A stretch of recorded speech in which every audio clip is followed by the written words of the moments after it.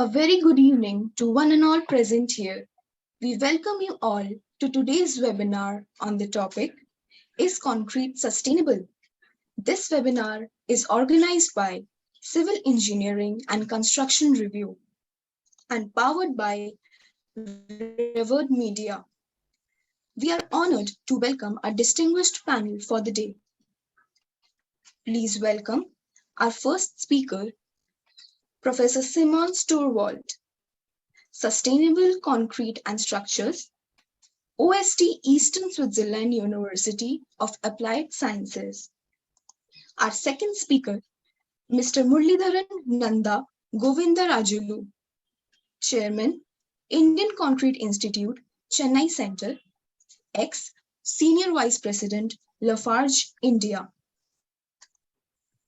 Our panelists, Dr. Manu Santhanam, Building Technology and Construction Management Division, Associate Dean, Industrial Consultancy and Sponsored Research, IIT Madras. And Mr. C. Kurian, Chief RMC Business, Adani Siemens. Our moderator for the day, Dr. Harshavardhan Subbarao, Chairman and Managing Director, Construma Consultancy Private Limited. We would like to thank our panel for taking out time from their busy schedule and making it to the webinar. Before we move on with the speaker presentations, we would like to introduce to you CE and CR and Revered Media.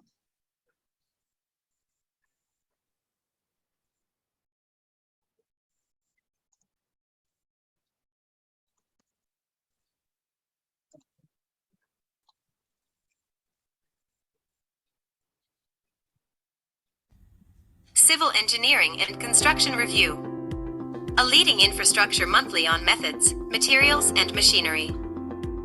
Celebrating 34 years of publication. CE and CR is India's #1 infrastructure monthly news journal for the past 34 years. We have been providing discerning knowledge and an unmatched coverage of the construction sector since 1988. Get social with the largest online construction media network of India. Civil Engineering and Construction Review provides a valuable, informative, unmatched high-quality content. It is the most circulated magazine in India, having a readership over 17 countries worldwide.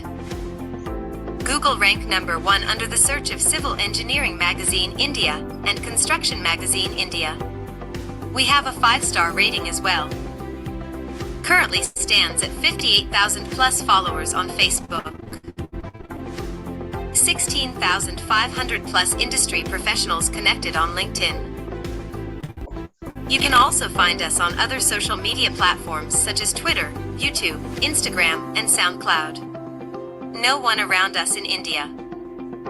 CE and CR has been awarded the prestigious Best News Magazine by CIDC in the year 2014 and 2019. Best Publication Award by the ACCEI in 1991. Designated for International Quality Summit Award in Gold category in Paris by BID in the year 2012. We cover topics such as roads and pavements, bridges, construction equipment, concreting, precast, high-rise structures, waterproofing, and many more.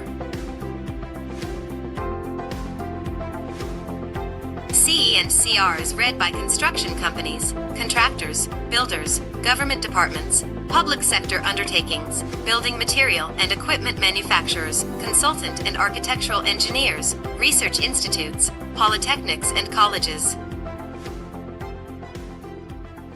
Connect with the most circulated and trusted magazine in India.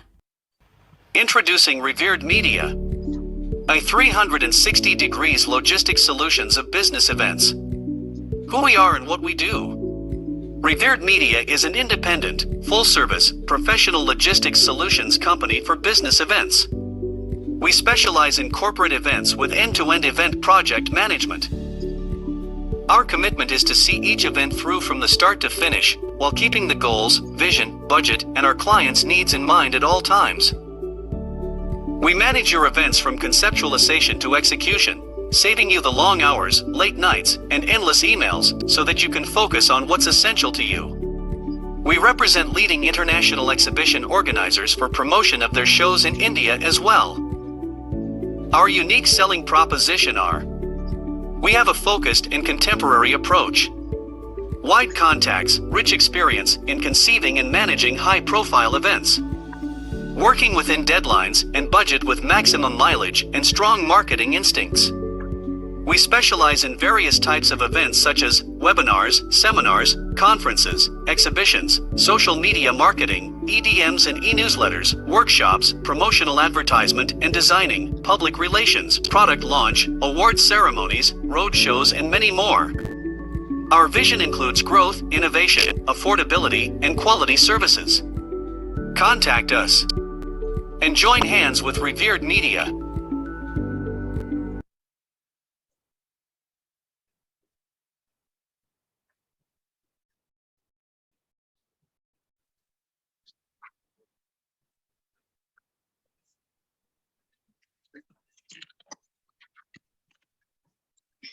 Now, we would like to introduce our moderator for the day, Dr. Harshavardhan Subbarao. Dr. Harshavardhan Subbarao is Chairman and Managing Director of Consumer Consultancy Private Limited, a civil engineering consultancy firm rendering design for project management services in fields of bridges, flyovers, elevated structures, cable-stayed bridges, extra-dosed bridges, highways, etc. He is internationally known and recognized as an expert bridge and structural engineer. He has been involved with a number of landmark projects such as Signature Cable Stayed Bridge, Delhi, 4.6 kilometer rail-cum-road bridge, Patna, bridge number 20 on JURL, metros, viaducts, elevated roads, arch and extra-dosed bridges, underpasses, etc. He is a vice president and member of the technical committee of International Association for Bridge and Structural Engineering, IABSE Zurich, and chair of its Bulletin Edit Board. Member of Highway Research Board of India, serves on several committees of IRC, BIS, FIB, and various international and national bodies. He has over 35 years of experience and a number of papers and bridge projects to his credit. Sir, we are pleased to have you today with us. Thank you, ma'am. I think I will take over now as moderator.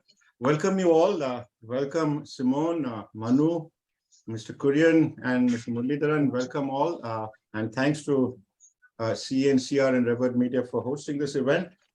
It's my pleasure to be a moderator today on this all-important topic about sustainability. It affects us all. It is increasingly going to affect us all. And it always brings up the issue is, what are we leaving to the next generation? It's in that framework that we will be addressing today in this field of concrete, both as a material as well as that for construction and also probably for reuse. So we're going to look at the entire life cycle of concrete, as it were. We're going to look at issues of production, issues of mixed design, issues of good concrete use in structure, not only in its production, but also in its use and making and its use and its recyclability and so on. So it's a very vast topic. And with my little background in FIB and Commission 8 on durability, we have a large focus in FIB on sustainability, as you know, and I will speak a little bit more about it after I introduce the speakers and in the panel discussion session. So Simone Stewart is a professor on sustainable concrete and structures at the OST Eastern University of Switzerland for applied sciences. Simone is a professor in applied sciences in civil engineering, sustainable concrete and construction. She specializes in that area. Her passion is to make concrete and concrete structures more sustainable. To this end, she's involved in technical commissions of the ICE, ICA, and in many national and standardization committees. Simone leads innovative projects with several companies in order to bring findings on sustainable concrete and concrete structures more quickly to the market and into widespread use. She recently returned from a 7-month research trip that took her to 12 African countries to meet the great visionaries of sustainable and affordable construction with the use of local material. So Simone, I would welcome you to give your talk because you want to leave shortly. So we will take questions regarding your talk immediately after. I would request all to put questions in the question answer box. That could easily be done. Put your questions for Simone, especially in the question answer box, as she will take them immediately after she finishes her talk. Simone, over to you.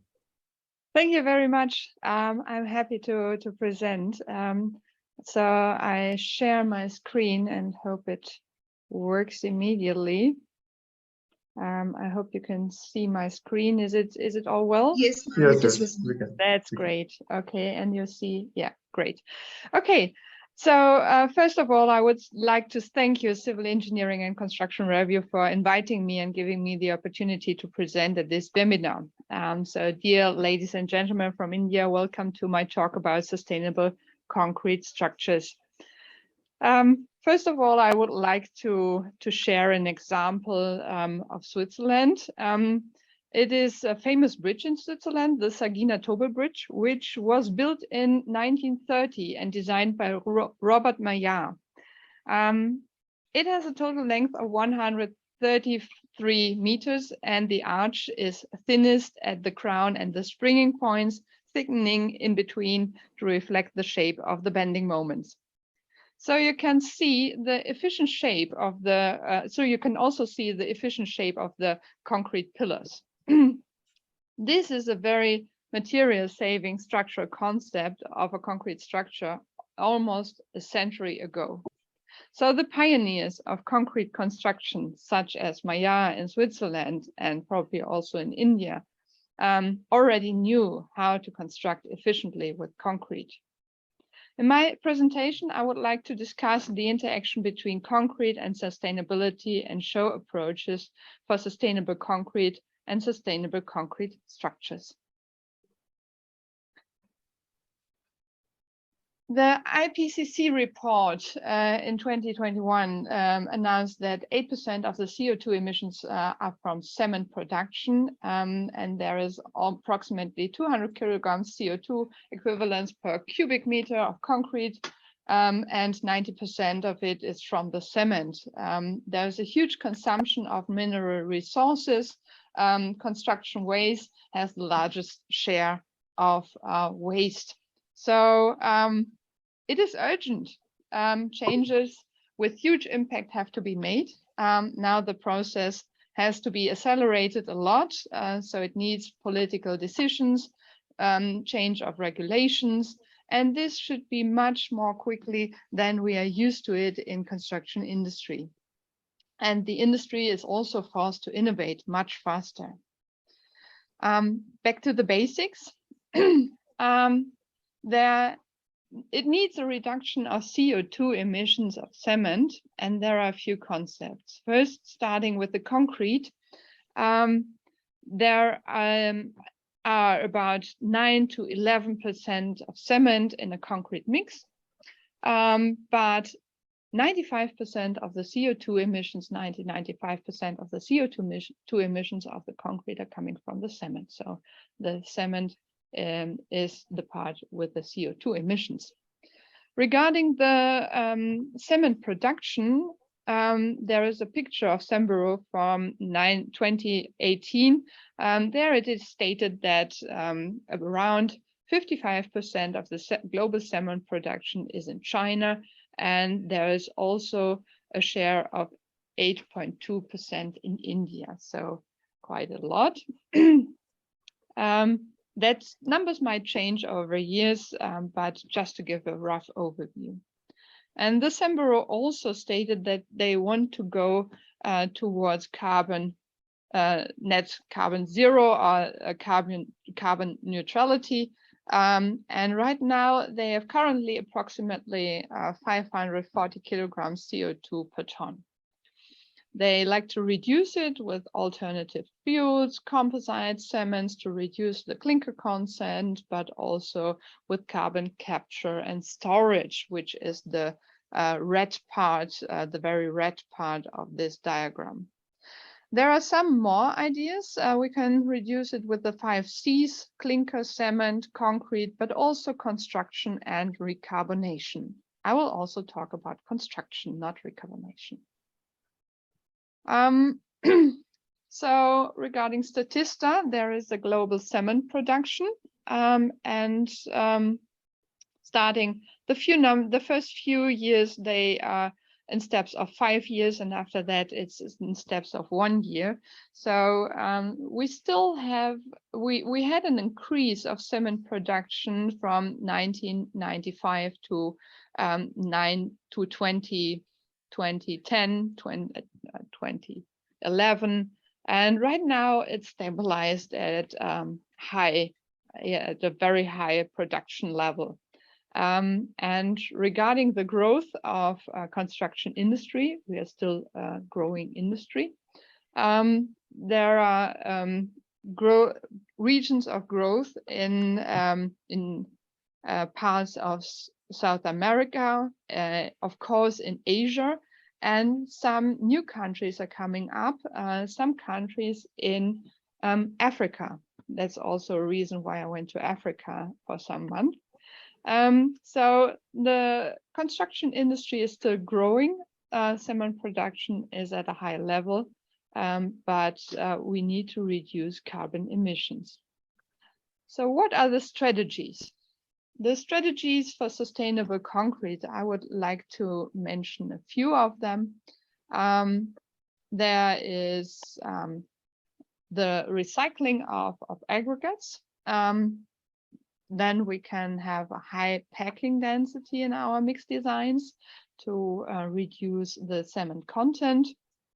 There's the concept of cement substitution with SCMs, and also the general optimizing of concrete formulations, mix designs. In Switzerland, we have good experience and over 10 years of a tradition of over 10 years to produce concrete with recycled aggregates. That is kind of unique in Europe. We have about 15 million tons of recycled aggregates, but we use about 90 million tons in total for concrete production. When it comes to recycled aggregates, we differentiate between concrete granulate and mixed granulates, which also includes bricks and other mineral granulates, demolition waste. Recycled aggregates have a softer grain, so there is less strength in concrete. They have varying properties and porous grains, so that they have a high water absorption. That are some difficulties we have to deal with, but after a few years, we could handle it. We can handle it right now. No, not right now, but we do it in regular use for over 10 years now.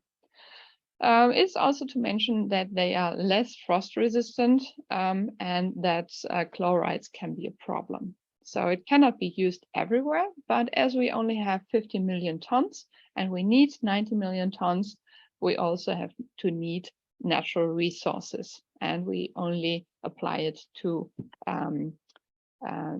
elements indoor, in buildings, so in areas we can use it. What is the improvement of sustainability? We can conserve gravel reserves, we have landscape protection, and we can use urban mining. There's also a carbon uptake of the hardened cement paste of recycled aggregates, and maybe some of the next speakers might mention that. The second approach is higher packing density. We can see it on the pictures. If we have an optimized sieve curve, we have less voids, and we use less cement, and cement together with water So we can optimize the sieve curve and the mix design in general. And we started with a small project, and within the small project, we could already reduce the cement content from 300 kilograms per cubic meter, which is very common in Switzerland or in Europe. And we could reduce it to 170 kilograms per cubic meter, and we used CEM2BLL, so which is already a composite cement. We thought this is a good approach, very promising, and we started a project, and we use artificial intelligence to optimize mixed designs. More about it later on. Another approach to increase the sustainability of concrete mixes of cement, we have cement substitution. So if you produce composite cement, which is clinker cement or ordinary Portland cement, OPC, with some additives or SCMs, you get CEM2 which is very common and well known, with non-reactive SCMs like lime powder or crushed RC material, which is a special cement of Holcim in Switzerland. Or we can add reactive SCMs, which is silica fume, fly ash, pozzolanic materials. And they can also improve or increase the strength. There's also CEM3, which might be also well known with blast furnace slag. And some other approaches are from Karen Scrivener from EPFL. It's the LC3 project, limestone calcinated clay cements, or bio-waste ashes, which I think there is a lot of research about it also in Asia, especially in India, in Germany. There is Wolfram Schmidt, who works with different bio-waste ashes. They have also pozzolanic materials inside, so they can be used as reactive SCMs. In my team, we recently finished an R&D project, which is the new product Clark. We are a University of Applied Sciences, so we work a lot with the industry. And as you already told us in the introduction, I'm really happy to work with the industry and to bring things to market. This is Clark, a product of our clients and our partners. It's a CO2 neutral concrete with biochar. The story is that trees absorb CO2. Carbon is stored in the biochar because it's burned down in a pyrolysis process, so it's still inside. And biochar has a negative CO2 balance. And by adding biochar, the concrete can get CO2 neutral.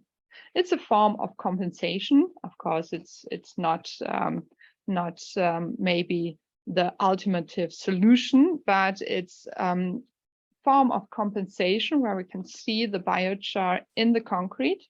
And it also has some advantages for the concrete. So we have an inner curing, or we think we have an inner curing, but we're still working on these properties. So it's part of the next research project. The product is already launched. They launched it in March this year. Another project, now I come back to the reduction of cement content in concrete formulation. Another project is called Optimix. There we work together with a service provider for 500 ready-mix concrete plants in our region.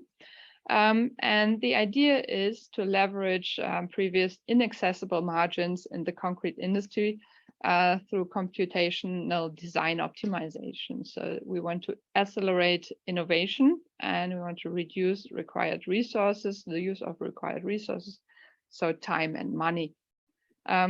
So we get almost zero cost innovations, and a customized made product is possible. We want to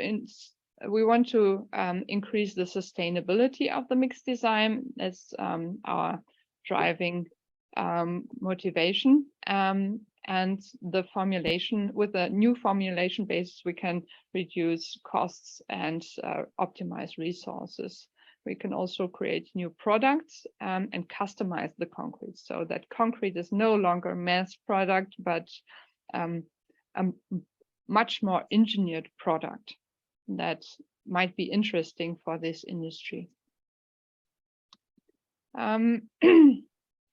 But when we talk about sustainability, it's not only the material. We have talked about sustainability in concrete, and we only, or most of the time, we only talk about the material. But regarding the structures, there are a lot more opportunities to increase the sustainability. First of all, structural elements and building structures, they are built to fulfill a certain requirement. They should be sufficient. They should have a sufficient load-bearing capacity. They should be durable in certain environments. And of course, nowadays, they should be ecologically sustainable. And sustainability, regarding ecological sustainability, from my point of view, it is environmental impact towards lifespan. And so if we want to optimize it, we need the most sustainable structures. So we have to choose the right material, a bearing concept, amount of material, and we have to analyze it with a life cycle assessment, LCA. When it comes to structures, we first analyze where do we use concrete, which structures are made of concrete in our country. And I think this gives a good idea where it might have the most huge leverage to when we can save materials, or when we can improve the structures itself and optimize it. And we found out this is a study about existing structures, and the first few columns are about different types of buildings, like residential building, office buildings, industrial buildings. And then there are streets or infrastructure like bridges, tunnels, and all that. Then there are railways, and the last one is about water supply.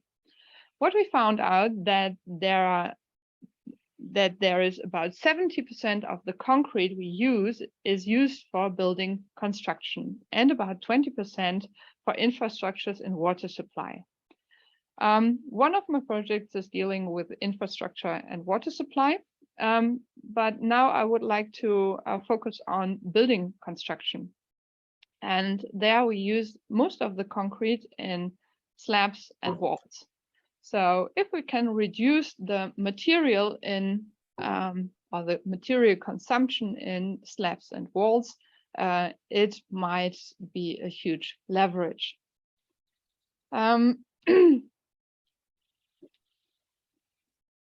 Now I would like to open up how can we achieve sustainable structures regarding the modern Western architecture. First of all, and that's what we talk about the most, is building efficiently. To optimize the given structures, we talk about materials, which material is best. Maybe we talk about how to optimize elements, structural elements.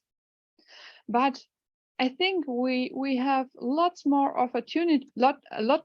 opportunities when we also think of level 2, 3, and 4. Engineers still can influence how we build. We can build clever. We can optimize the structural concept. So if we step in very early of new projects, we can maybe optimize the spans. We can optimize the concept of the structure itself. We can switch to locally sourced low carbon materials and influence the building and the structure itself. Then level 3, more for project developers or maybe architects. Build less, reduce the construction volume, efficient use of space, repurpose and refurbish existing buildings. Of course, this is not so popular for construction industry, but I guess there are lots of opportunities still if we open up to level 3, but also to level 4. Level 4 is build nothing. Maybe we can solve the problem differently.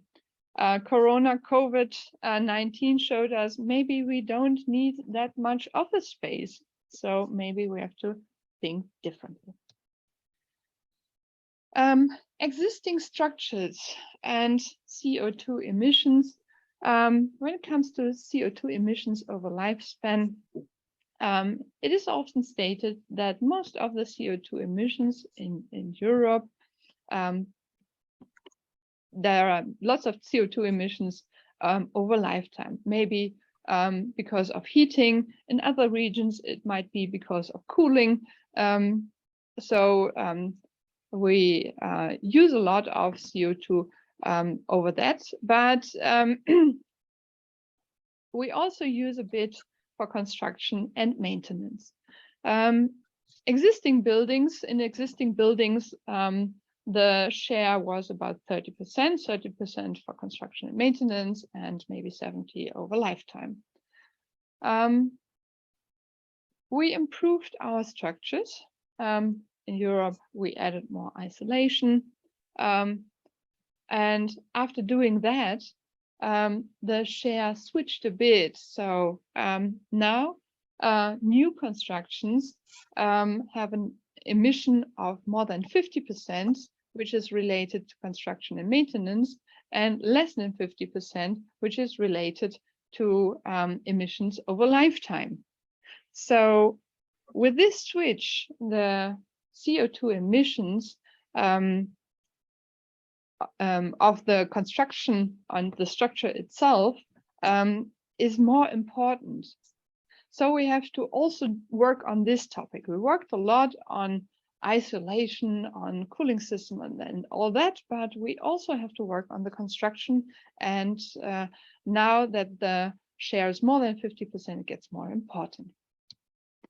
So what can we do? We can improve the slabs and ceilings.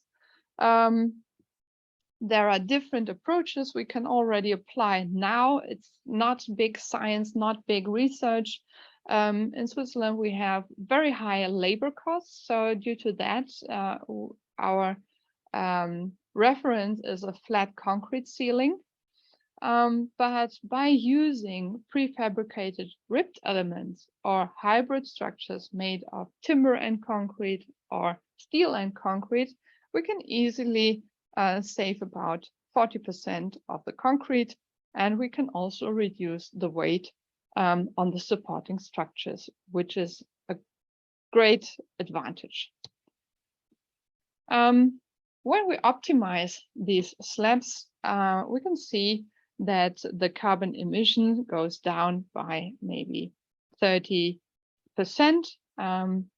We can see the first one is the flat concrete slab. Then we have a few variations of ribbed slabs, which is 2A, B, C, and number 4 and 3 that are the hybrid constructions with timber and steel. And there we have a reduction of around 30%, but also very smart ribbed structures are very efficient ribbed structures or ribbed slabs made of concrete. So I hope this gives some inspiration for future structures. If we want to go further, there are some samples how to improve structures more sophisticated. We can use data analysis and optimization technology, and this would lead to vaults and sophisticated ribbed ceilings, and we tried to apply it to the industry, to the daily work. because this is more science, and it's hard to implement that in our industry. One small project towards this is the optimization of a parking garage.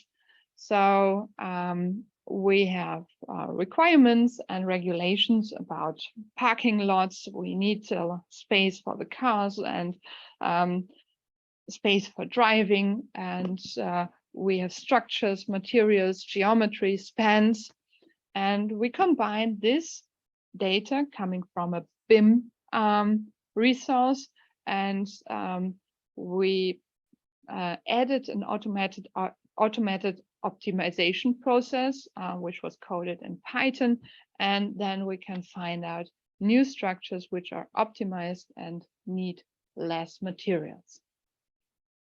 That is an outlook to the future. Now I would like to end my presentation with some words towards engineers and our industry. The world of concrete is becoming much more complex. Engineers are responsible for choosing the most sustainable material to meet functionality and durability, the most sustainable design to meet also functionality and service life while still being cost effective. So I think the challenges for our industry, for our engineers, are still very high. But there are also some tasks for policymakers to support engineers and industry, which needs guidance of technical experts. And I know there are some of our panelists who are very engaged in FIB, maybe RILEM and other groups. And there is, for example, the Globe Consensus, which is a joint committee of FIB and RILEM. And we need people who are engaged in national working groups about sustainable design, because we have to change our codes much quicker than we are used to. With this statement, I would like to finish my presentation. It was a pleasure to present my work and my ideas. Thanks for having me. If you want to reach out, please write me an email or contact me on LinkedIn, and I'm happy to answer a few questions from the audience. Thank you, Simone. Thank you for that wonderful talk, which covered such a vast area and raised the consciousness, at least of many of our viewers, about the need to address sustainability and how to go about doing it. The various kind of projects in which you're putting a lot of effort to make the concrete products more sustainable. You talked about so many things that I just want to briefly give a small epitome of what you said, and then we can take some questions on what you said. You spoke about 9% of cement in concrete accounts for 95% of CO2 emission in the concrete mix. You talked about the CO2 equivalent per meter cube of concrete up to 250 and so on. You showed us those lovely graphics. You also then went on to talk about cement substitution for CEM2, CEM3, and the limestone calcinated cements, and the bio-waste ashes that can be used as substitute material to reduce the CO2 equivalent from concrete. You talked about then composite cements of clinker additives and showed us various uses there. Then you spoke about projects in which you spoke about neutral concrete with biochar, quite unique. Then you talked about mix optimization and the OptiMix computational design programs and the mix design optimization, which you utilized throughout the entire industry, more or less, in Switzerland to optimize. Looking at the whole, manufacturing industry, the industry as a whole, and optimizing across the industry as a whole. You talked then about structures and sustainability, structures in the sense that structures too can be made, ecological sustainability in terms of environmental impact over the lifespan. That's what you termed as ecological sustainability, environmental impact over the lifespan. You talked of using suitable materials and the use of life cycle assessment as the framework. You talked of reduction of the use of ordinary Portland cement, reduce the material consumption in walls and slabs because they are the large consumers. Buildings consume 70% more than, for example, bridges which contain hardly 10 or 20% in Switzerland. Then you talked about the 4 levels how to achieve sustainability in a structure, to build efficiently, build clever, build less, build nothing, you know. And then you spoke about large use of prefab and repurposing of existing stock of structures that are another way to address sustainability. How that over time you've increased the construction and maintenance over the emission due to heating over the lifetime, and it's gone beyond the 50% mark. Working on the use of sustainability concepts for construction and maintenance, gaining credibility over heating and lifetime emissions. Then you also spoke of new ways to build sustainable structures. Less concrete means less weight. Concrete plus steel and concrete plus timber, and timber and steel you compared. Data optimization and digital technology using BIM, Python, artificial intelligence, a sort of a futuristic look. You spoke about all that, and then you reminded us of the global consensus of FIB and RILEM. And Manu works a lot with RILEM, and so does Professor Revered and IIT Chennai have a very strong presence in RILEM, including its presidentship. So chairmanship or presidentship, whatever RILEM calls it. And I know they're deeply involved with the FIB. So it's wonderful to have had you here today. And I would like to take a few questions from the audience first, and then if that's okay, if there are nearly 14 questions, if you want to look at them, okay, we can take a few.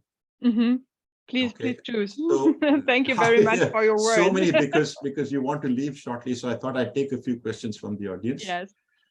What is the scenario in 12 countries who recently visited regarding the recycling of concrete waste from, CDM, construction demolition waste, and recycling in those 12 countries in Africa where you've been? I'm just looking for the question to answer it properly. First one. What is the okay? So some of them are already starting to use recycled aggregates. To name especially Egypt, but it was not a big topic. It was more part of this research trip was more to use local materials, which is maybe earth-based materials, and to use them together with some binders. Yeah. So it was. There are enough. If you can look at the questions, you can take a few which you think would be, which you can answer in the given time you have. Yes. We can. Is it we call concrete as a green concrete? I don't know really what. Maybe that one can elaborate. Can I take one? Can I take one? Yes, by Mr. please, Bhagat? please do that. Thank you for a very knowledgeable talk. May I know how exactly does the biochar make the concrete CO2 neutral? Yes, okay. The proportion is generally quite minimal, say 2%. Does it reduce the cement requirement, or does this concrete made with biochar absorb the atmospheric CO2 into it? Yes, of course. The use of biochar is very challenging because it's a very porous product. We had the opportunity to work with a company who is a construction company that has a ready-mix concrete plant and produces biochar. So it was obvious to combine these things. How it can compensate, it depends on the allocation of the CO2 emissions. And during the pyrolysis process, the CO2 or the C of the tree or the biowaste from the forest is still included in that biochar. So if you add it, you can add the absorbed CO2 from the biowaste or from the plant and put it in the concrete. So it can balance the CO2 emission of the cement. Yeah. Right. One question about your visit to Africa. Do they use a lot of recycled aggregate, or do they have local practices? Because Mr. Nairan also asked a similar question. Okay. Ancient product, ancient kind of binder materials which we used to use in India had what we call lime surki, and soil itself is cementing materials. We didn't have to go through the burning process, the furnaces and the manufacture of cement, which puts out so much CO2 emission. So, CO2 in its manufacture, it's nearly about 1/20th of the greenhouse gases going out to the atmosphere in the manufacture of cement. So, the question asked is, are these local materials that are used rather than highly cement-based materials? There are a few, but you have to be very careful and analyze it locally. In Africa, recycled aggregates were only a topic in Egypt, but alternative binders were produced by bio-waste ashes. That's why I came to bio-waste ashes. They have a lot of bio-waste, and if you burn it in a proper process, which is affected by the temperature and the time of the burning process or the combustion process, then you can get pozzolanic materials, which is very interesting and can be produced locally. But it's still part of science and research projects. So yeah. Can you throw some light on recarbonation? Mr. Hegde asks, can you throw some light on recarbonation? Recarbonation is something we talk about when it comes to recycled aggregates. The limestone, the parts of the hardened cement paste can recarbonate when we use recycled aggregates. So you can load it with CO2 and force the uptake by applying more CO2. So we have like chambers where they put the recycled aggregates and force them to uptake CO2 very quickly. So this is, I think that's the link. Right. Mr. Ramchandra asked, low clinker cements no doubt improve sustainability, but will it not impact durability? Yeah, so I have to go again. Which kind of cement? Locally produced was the question, right? No, low clinker cements. Low clinker cement. I'm not talking about low clinker cements. I think we have to focus on the clinker content of the whole concrete. And of course, you can reduce the cement content and also the water content, because we need a proper water cement ratio. But if the ratio is still the same, then we still get the pH of more than 12, and the durability is still okay. Okay. And what about composite cements? Mr. Ramchandra again asked, will lead to increased carbonation-induced corrosion? If you use composite cements, is there a likelihood of increasing the carbonation-induced corrosion? Yes. It depends. I mean, it depends on the SCM which is added to the cement. So if it is an inactive limestone powder, the buffer for carbonation might be lower, but if it is another product, it can be also very good. Right. Recently, Mr. Hegde asked that, in the press, there has been a lot talk about cementless concrete, and the FIB are addressing that with Akio Kasuga before. Now, cementless concrete, really possible, not possible, the use of geopolymers, extensive use of geopolymers. What's your take on that? Okay, I'm not an expert in geopolymers, just to mention that in advance. But thanks for that question.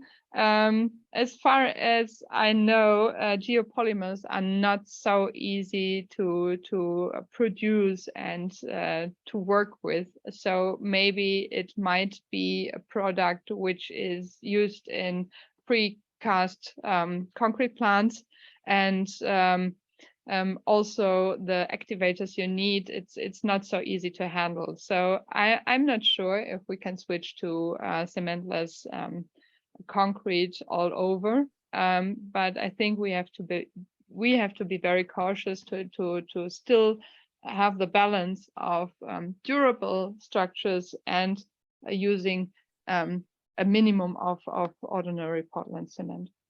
Right. The ACI 130 committee, the technical committee, ACI 130 deals a lot with sustainability and actually has 8 subcommittees. doing some wonderful work at the moment. And Great I to hear was that. wondering if you liaise with them and you work with them, are they common? Because they're coming up with some excellent guidelines and documents, you know. The I'm ASI, happy. 130 Currently, committee. I'm not working with them, but I'm happy to learn more about it.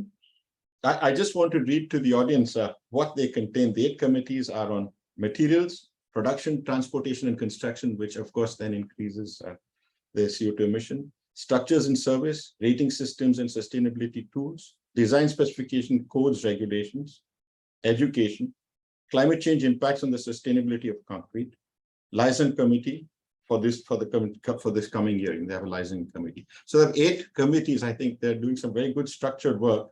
And I would refer many of my audience to a wonderful paper by Andrew Taylor and Shana Keeley. I wish you would look that up and get a little bit of reading about what the ACI is doing and where they're going. And on the other hand, the FIB, which is another amazing body, which is doing some sterling work for its Model Code 2020. And you know, the amount of material that is going in between the Model Code 2010 and Model Code 2020, the FIB Model Code, there's a huge thrust on sustainability across the whole document. You know, sustainability is being addressed almost across the whole document. So I would like to refer you to that body too, and you can look up the web and get more information, because many of the questions being asked, you will find answers in those kinds of areas, those kinds of discussion fora too. Okay, I think we can go ahead. Sorry to interrupt, sir. Yes, Dr. Rajamani has been raising his hand. He has some questions, I guess. Can we take him into the panel? Dr. Rajamani, higher concrete strengths, reduce size of members, etc. Your views on the use of 200 MPa concrete and above? Ma'am, Professor?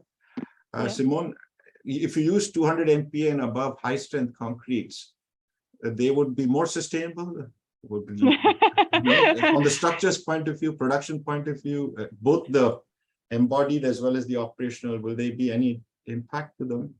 Yeah, it depends on, but depends on the cement content of the high strength concrete. I worked with ultra high performance concrete a few years ago, over 6-8 years in Germany, and by then the cement content was 3 times higher of normal strength concrete. And in the end, when it comes to normal elements, we have to calculate carefully, and most of the time it might not be more sustainable. The same is with 3D printing. So we really have to focus on not only on the amount of material, but also of the cement content and what we can produce with it. Okay, again, Mr. Rajamani asked, how about the use of CO2 for curing? Is it any meaning? Sorry, I'm not an expert in that. I would like to. Okay, yeah. We will discuss this in the panel discussion. Yeah, and great. Geopolymers, we already addressed that. Yeah. Righto. I think you know, there are many questions, as you can see. I'm not sure we can take them all. Yeah. And I think many of these we will take up, you know, for the panel discussion. So I would like to thank you for having me. Yeah. Simon, one last question by Nabi Yeah. Sheikh. What is the percentage of recycling aggregates that can be used in concrete? I mean, say for a building, is there a criteria about the amount of recyclable aggregates, maybe their type, maybe the type of structure? Yes, definitely. It depends on where you want to use it, but to get a proper normal strength concrete, you might use it, and it depends on the process of the recycling process. We have a company here in Switzerland, they use 85%, but this is very sophisticated and they use it for normal strength concrete. But the normal concrete plants, they might add for a C2530, which I would say it's a normal strength concrete. They use about 30%. Yeah. Thank you so much. If you can stay, we'd be very happy to have you stay. But I would now like to thank you so much, Professor Simone. And I'm sure you will. Many people will get in touch with you with questions and queries, and I hope you can guide them in the right direction. Thank you very much. Thank I you would so be much happy. for joining us today. Thank you, ma'am. We would Wonderful. be happy to have you associated with us in the future as well. It was a pleasure to have you, ma'am. Thank you so much again. Thank you. And yeah, have a nice webinar. Thanks. Thank you, Professor. Thank you. Now it's my pleasure to then introduce our next speaker, Mr. Muralidharan Nanda Govindarajulu. He is the chairman of the Indian Concrete Institute in Chennai. He's the ex-senior vice president of Lafarge India. Mr. Muralidharan has 37 years of professional experience from junior engineer to CEO, graduated in civil engineering from the University of Madras, and he's a qualified safety professional from the NEBOSH, UK. While Lafarge and concrete business, he started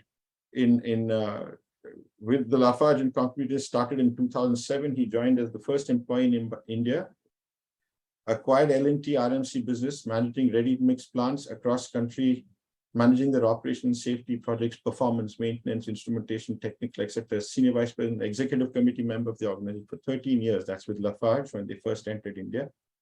He's executed many projects in the metro domain in India, and also commissioned more than 50 RMC plants across the country in challenging environments. Later, as the CEO of the AC Tech Group, he set up 2 modern construction and demolition process plants and 5 garden waste management plants at Chennai for Greater Chennai Corporation. That project was incidentally designed by the IIT Chennai, of whom we have Professor Manu Santhanam as a representative here today. In 2020, he became an industrial consultant for the ready-mix concrete business and promoting Radcon Formula number 7, and also a lot concerned with the structural waterproofing at that time.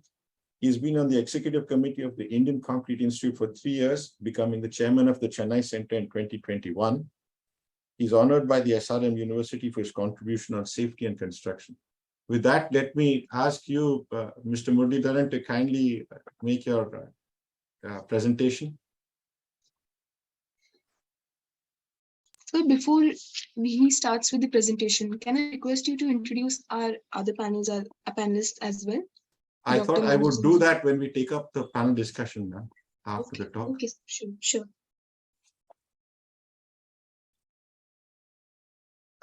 You're on mute, Mr. Muralidharan.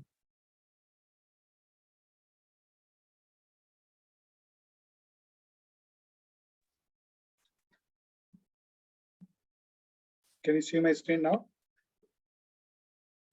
No, we can't see the screen yet. 1 second. But we can hear you.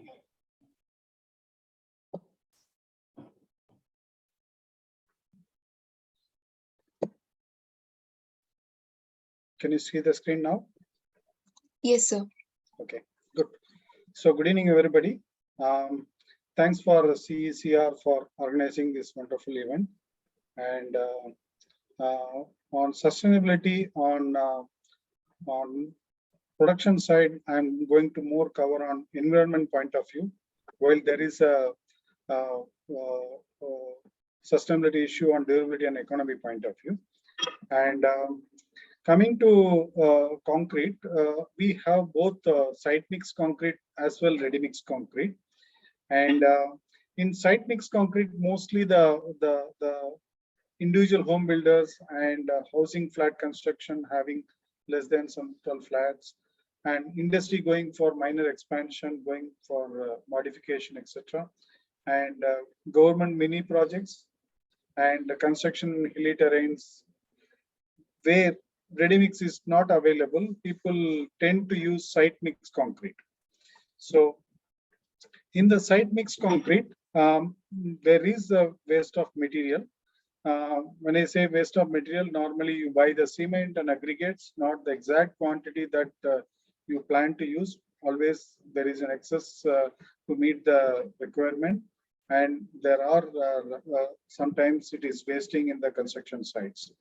So, and in case of site mix concrete, the challenge of using the alternate cementitious material, especially fly ash, GGBS, and triple blending.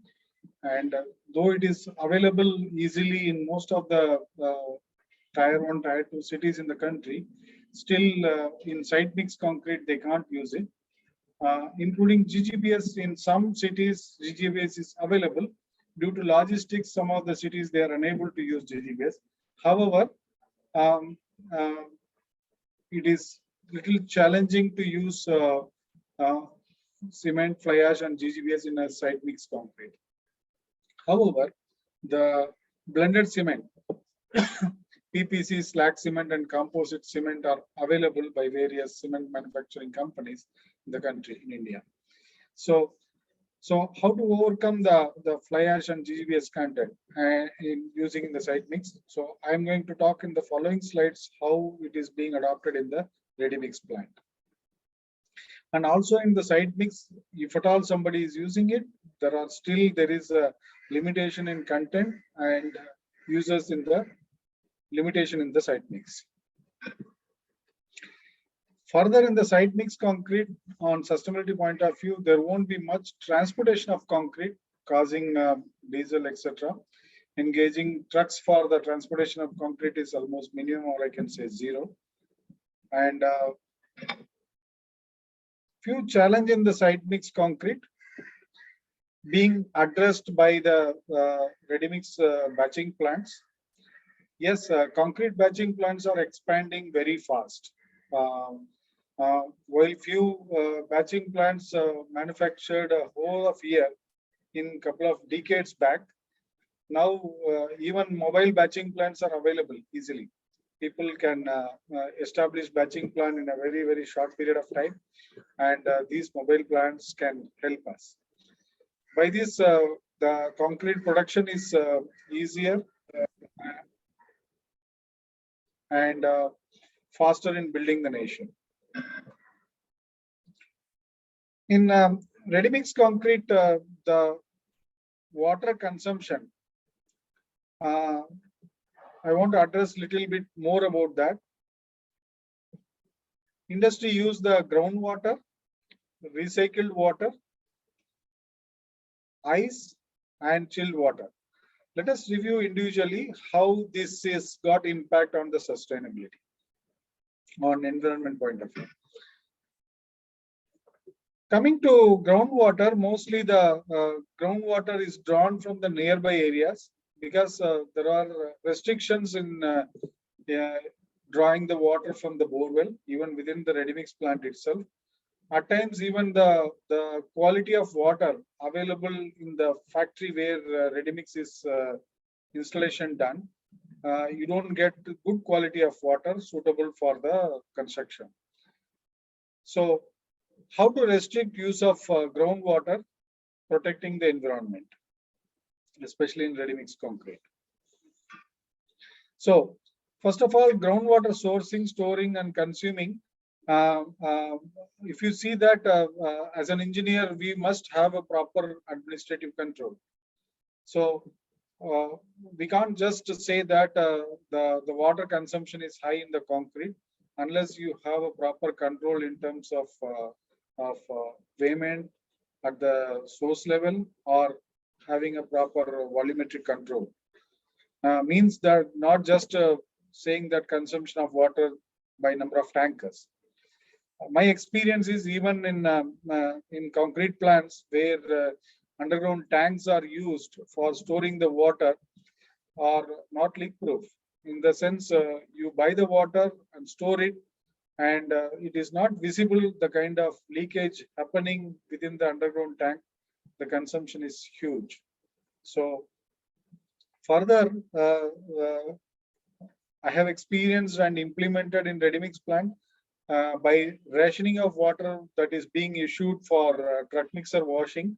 We can able to control the groundwater consumption being used in the concrete industry.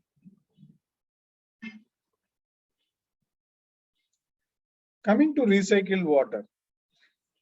Yes, recycled water can be used for concrete production and reuse of wash water for the batching plant. When I say reuse of wash water, every few batches of concrete, the mixer need to be cleaned up. So we can use the recycled water, and also this recycled water can also be used for truck mixer washing, instead using the fresh water or a groundwater for truck mixer washing. Because sometimes when you use for example, lightweight concrete using polyurethane beads and other things. So these gets mixed with the following batch of concrete. So you need to wash the truck mixers. In those situations, if you are using the recycled water, we can definitely control the consumption of the fresh water. So how do we use this recycled water in ready mix plant? This is a typical design of the sedimentation tank, which is adopted in India for recycling water. As you see here, the trucks which is returning back to the plant after delivering the concrete, it can be reversed and washed here in the first tank. It's a wash pit. Thereby, we have a series of settling tanks, which is kept by the side of the batching plant where the discharge point of the mixer is there. So through which we can get through the gravity, this water flows to the tank number 1, where it has been done with a slope through which the solid particles settle down, and the water flows to the next tank. We kept the outlet such a way it goes to the second tank in a zigzag manner, so that the solid particles settle down and the water ultimately reaches to the tank number 3, where the recycling pond. This pond is kept almost minus 3.5 meter level. So through which what happens, the water get washed after the truck mixer reaches the plant. It gets collected, and this water being connected back to the batching plant, and we use the recycled water in the concrete production. Of course, whatever the solid material being collected from tank number 1, 2, and also partially from recycling pond 3, gets to the tank number 4, the yard number 4, where it gets sun dried, and whatever water is there in the drying pond also goes back to the recycling pond. By this arrangement, we can effectively use the recycled water back into production and also back into washing of truck mixer, through which we can have a significant saving of groundwater. There is a mechanical recycler available. Of course, it has a lot of moving components. It is readily available where ready mix plant has some space constraints. At those places, these kind of recycler can be installed, and you can see this extended pipe which is shown, wherein the recycled water can be used for washing the truck mixers also, through which the consumption of water can be significantly reduced. So as I said, we can use this for batching plant mixer. Wash water can be reused. And one important thing is we need to take care of the plant layout, which is very important. If you are keeping these kind of sedimentation tanks close by to the batching plant, so that even the wash water from the mixer also get drained easily to the nearby layout, nearby sedimentation tank. And as I said, truck mixer also can be washed. But when we are using the recycled water for concrete production, we need to be little careful about the dosage of this water. And also, when we are using this water from the deep tank, which I was telling for truck mixer washing, we need to see that we keep that footwall sufficiently high from the tank, so that the solid particles do not cause any such kind of problems in pumping such kind of water. And the recycled aggregate generated from these settling tanks can be used for non-structural elements, by which the recycling can take it is possible from the batching plants. So One precaution in this whole use of recycled water is we need to be very vigilant in terms of pH value, because ultimately it is alkaline in nature. Sometimes when we get a complete truck rejected for any quality reason or for delayed delivery to the job site, it may have retarder and admixtures in the return concrete. We need to be little careful on that. So this return concrete can also be washed in these kind of settling tank, and in such cases you need to be careful. If required, you can dilute that using the fresh water so that the pH value can be controlled. Yes, to start with, yes, you can use it up to 30% of this recycled water, maybe up to M25 grade of concrete. And based on the performance and process control that you are establishing in the batching plant, you can gradually increase and control. And as I already said, the footfall has to be kept sufficiently above the solid particle level so that you don't have any operational issues in terms of using this kind of recycled water. So by using this recycled water, there are definitely benefits. Yes, groundwater consumption can be reduced, and transportation of water, because most of the ready mix plant across country depend on source from nearby areas. The water transportation to ready mix plant can be reduced, and overall the water consumption can be reduced in the ready mix plant. How the water consumption can be reduced?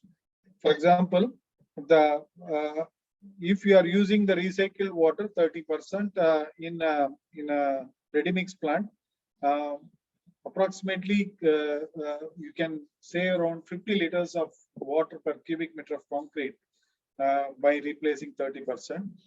For 1 million cubic meter of concrete, we can easily save 50,000 KL. It's a huge. And by assuming average 1 KL around 100 rupees, it may be more in some areas.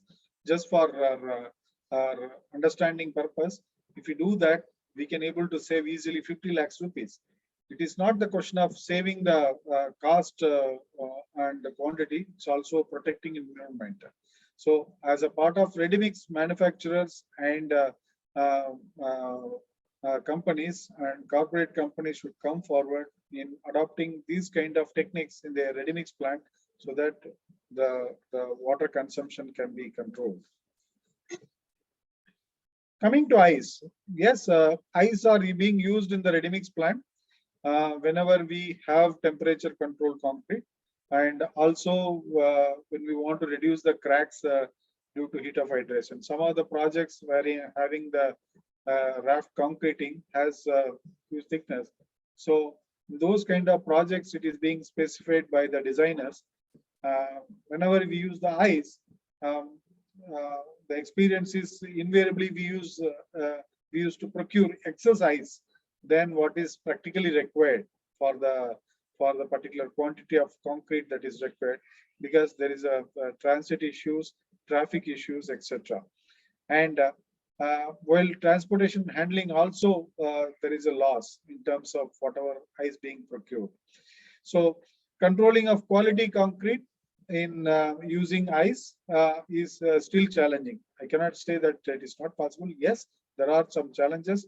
We overcome those challenges. And these ice are coming in flakes. Sometimes you get in blocks, and sometimes it is getting broken into pieces before being engaged, being used in the concrete production.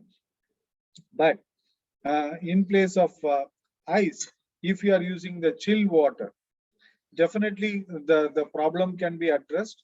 Why I am insisting of chilled water is, yes, there is a significant cost difference in terms of chilled water versus ice.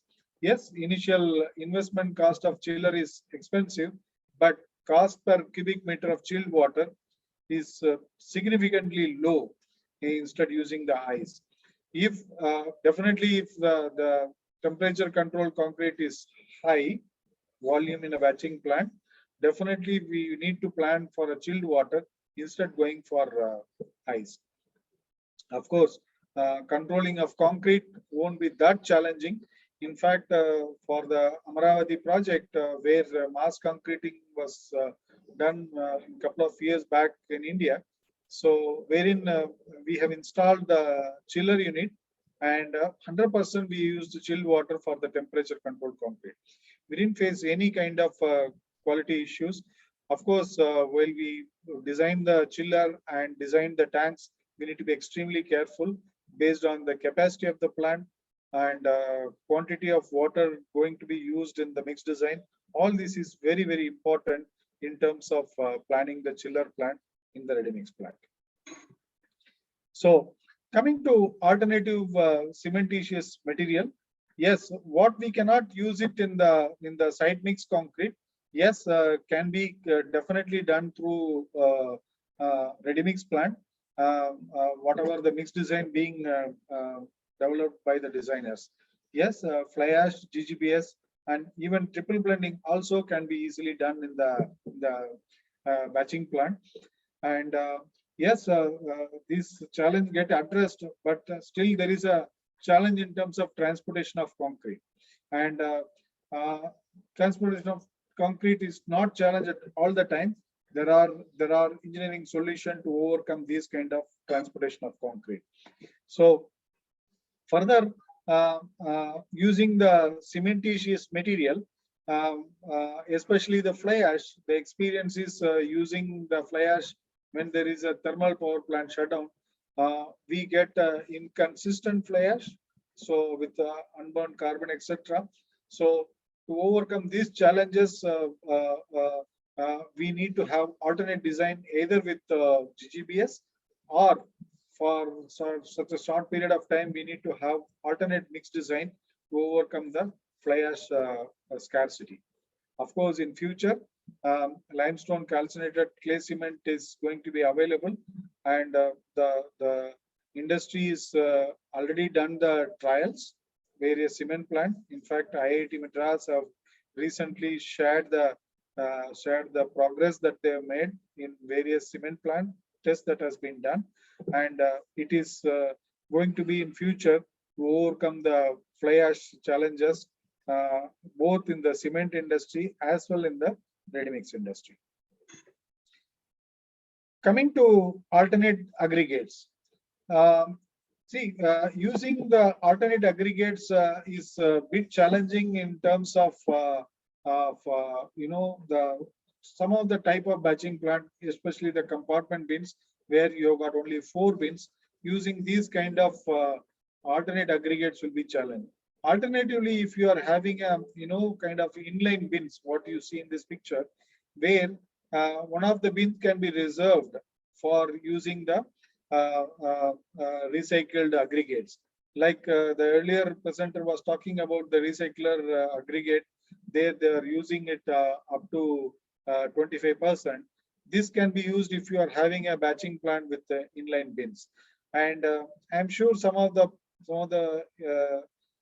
ready mix plant using even the copper slag and also the steel slag. Yes, all these things are possible in case of inline bins.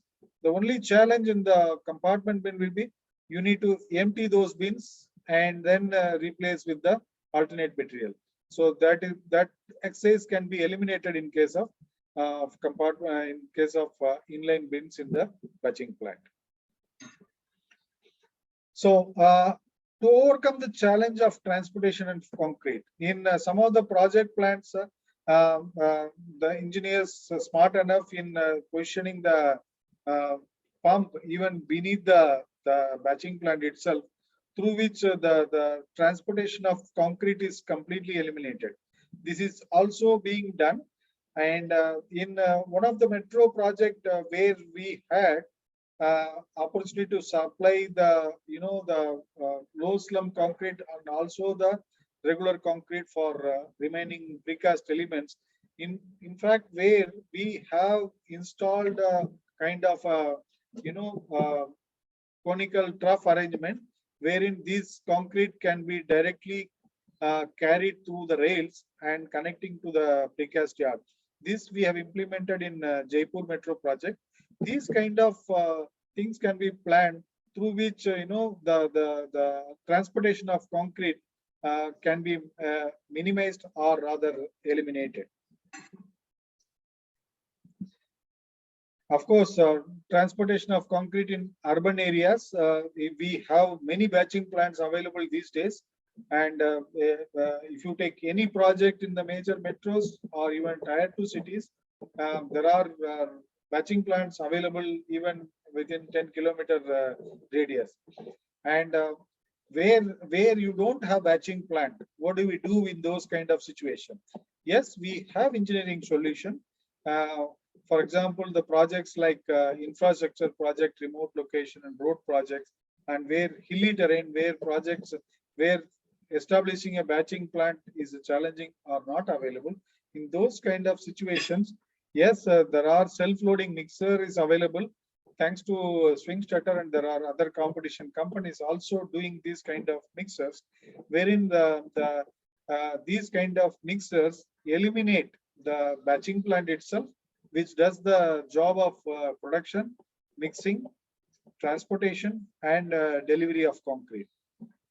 In fact, the normal truck mixer perform around 500-600 cubic meter of concrete, and I came to know that these kind of self-loading mixers used to perform even 900,000 cubic meter of concrete in a day, and it doesn't need a batching plant, foundation, establishing a small factory setup kind of labor, and whatever the process control that is required for production of concrete through self-loading mixers is being inbuilt in these kind of mixers, where you can get the batch slip, you can control the weighment of aggregates, control the quantity of water, and since it is closely to the job sites, wherein the consumption of admixture can also be reduced.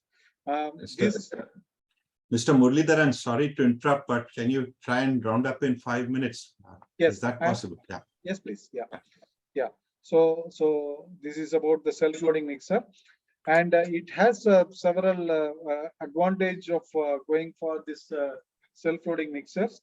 I'm not going into detail, and alternatively, some companies, they are also producing bag concrete and bucket concrete, wherein for minor jobs and things can be met with through these kind of concrete, and even avoiding the truck mixers where it is a challenge to approach in the narrow roads. And of course, 3D printing is the next concept is picking up, and it is collaborate with IIT Madras and L&T. They are doing a lot of trials, and this is also coming up in future. And of course, curing of concrete is a challenge, and many people use the water hose instead. If you are using the spray machines and then gully cloth, you can able to decide about controlling of these waters. So coming to the conclusion, yes, concrete is sustainable, and continuous innovation and Kaizen is happening between the industries and the institution jointly, and progressing to overcome the challenges and overcome the environmental issues. Of course, media is sharing these things through these kind of forums, and yes, let us contribute together to build the nation faster, safer, and protecting environment through innovation. Yeah. So thank you very much. Thanks to all the corporates who are associated for me in doing all these projects. Thank you, Mr. Muralidharan. That was a very interesting talk you gave us about how to protect the environment by recycling, by using a special type of batching plants, which also do the production, by giving us various ways in which we can help the environment and also increase the sustainability through the process of manufacturing the very concrete itself, how we can address sustainability in the manufacture of concrete process itself. Yeah. So that was a very, very interesting talk, and I think surely the audience are very much enlightened. Sorry, I must rush a little because Manu wants to leave. Manu wants to leave in some time, and I must introduce him. He's one of our most distinguished persons in the field of concrete in India. So Manu Santanam, Professor Manu Santanam, did his BTech at IIT Chennai, MS from Purdue, and PhD also from Purdue. He's a specialist in cement and concrete technology areas. He specializes in the link between microstructure and performance of cement-based materials. His primary focus has been on SCM, what we've been hearing about, okay, on SCMs. His gamut of investigation in various projects include understanding the fresh state of properties such as rheology and setting time, as well as hardened state characteristics, including strength and durability. He's been pivotal in bringing forth the excellent performance of various binder systems with respect to durability against chloride-induced corrosion, also enhancement of service life design in aggressive environment. Professor Santanam's group has been involved in research of 3D printing for past 4 years. The focus of the group is to enable large-scale 3D concrete printing. And also, for your information, he's one of the leaders in this country and elsewhere in the world on the use of SCMs and such as sugar bagasse, ash, limestone calcinated clay blends. He is very, very much involved with the international publications of more than 150 papers in highly peer-reviewed journals, including being on the editorial board of Cement and Concrete Composites, ASC, Journal of Materials Civil Engineering, Journal of Sustainable Cement Materials and Advanced in Cement Research. Our panelists today, welcome, sir. And I want to also introduce Mr. Kurian, who's the Chief RMC Business at Adani Cements. As part of the Adani Group, he joined in 1922 as a management trainee, and then he moved from the geology division to sales and marketing in the Eastern region, and then also took up the Central region responsibility in Adani Cements Group, in the ACC Group. And then along the time in May 2028, he was designated as Head Business Services responsible for sustainability, corporate affairs, corporate communication, CSR, matters related to land and strategic limestone reserves. Very important. In his role, he has made significant contribution in winning some mega limestone reserves for the ACC. In June, he took over as CEO of the concrete business and has made a significant turnaround in the business. Mr. Kurian holds an MBA and an MS technical degree in applied geology from IIT Dhanbad, Indian School of Mines at Dhanbad. He has an MTech in mineral exploration too. So welcome to you, Mr. Kurian too. Manu, I want to have your view as an expert panelist on what we missed and what your expert views would be on how to address the whole, where we are with respect to codal development, what is the thrust area. If you can throw the larger picture, one knows the technical work that you all are doing, the scientific work you all are doing, but can you throw for the audience a larger picture of where we are with addressing sustainability in India, what the codes are, and what framework should we be addressing? Yeah, so thank you, Harsha, and thanks for the introduction. It's indeed good to be here. I think both the speakers presented a wide range of options to make concrete sustainable. The emphasis is very much on, obviously, choosing the right blend of cementitious materials to produce concrete that is durable, at the same time, something that is overall contributing or to a lesser level of embodied CO2 and embodied energy. The other aspect that Muralidharan touched upon was also very important for making concrete sustainable, that of water footprint. I think apart from carbon footprint, increasingly we need to talk about water footprint. Increasingly, that's going to be a big problem as far as good quality concreting around the world is concerned. So we have to look at the entire gamut of challenges that concrete actually has to face in the next so many years.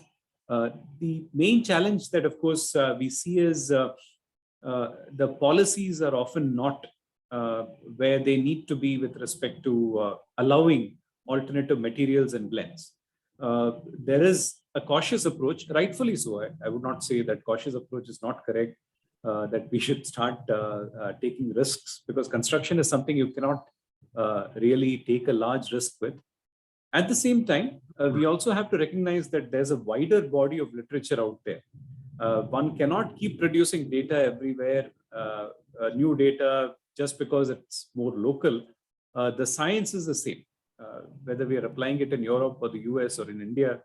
I mean, fly ash being a good durable material or adding to durability of concrete, that definition does not change whether we are in the US or in India. And increasingly, I think we need to start having our policymakers understand that aspect, that every time that we ask for a repeat of investigations just to prove whether locally it works, it's good for people like me because we get to do research, but I think it's a waste of time for a lot of other people who really want to start practicing innovations in the industry. I think what we are really missing is research. People understand well. Academics are able to bring in the latest innovations into the market, but as long as policy is not there to drive it, a lot of these things don't get implemented. Again, recycled water, for instance, there's a lot of importance in actually looking at that aspect because again, when Lafarge was involved with this, IITM also did some work on that recycled water. I think to a large extent, recycled grey water can be extensively used. And in fact, in some instances, we found even untreated grey water was of a reasonably good quality to produce good concrete. So we have to ensure that we carry the policymakers along. Again, dissemination is probably one way to do it. But again, unless there is a real pressure on the user to do these things, they'll not do it. For instance, talk about recycled concrete aggregate. The code allows it already. Of course, it does not allow enough of it, but it does allow it. But at the same time, there is no mandate that you have to use it. So as long as I don't put a mandate, if somebody finds a source of natural aggregate that is cheaper, why would they bother to use recycled aggregate?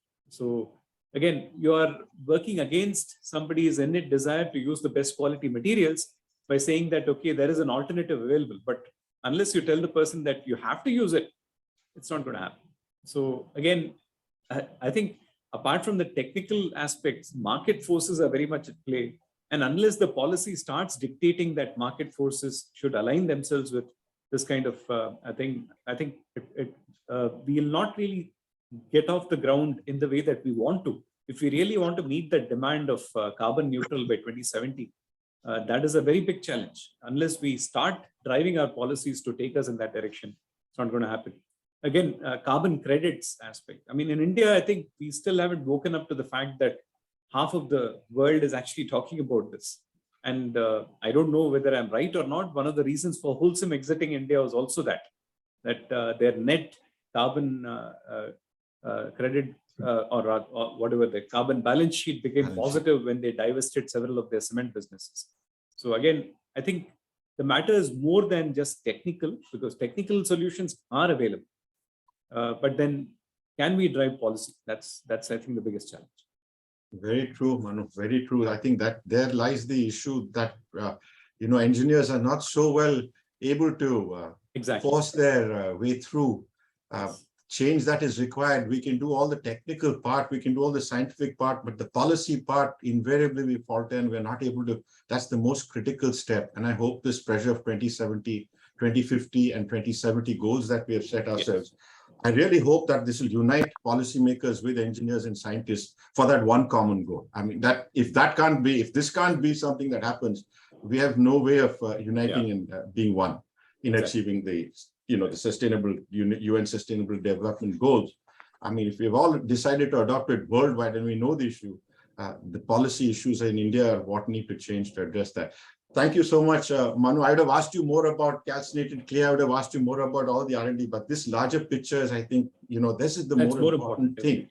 It's far, far more important. Mr. Kurian, I would like you to offer some comments on a larger picture, on your thoughts, and maybe anything about what the speakers have said. You can go ahead, sir.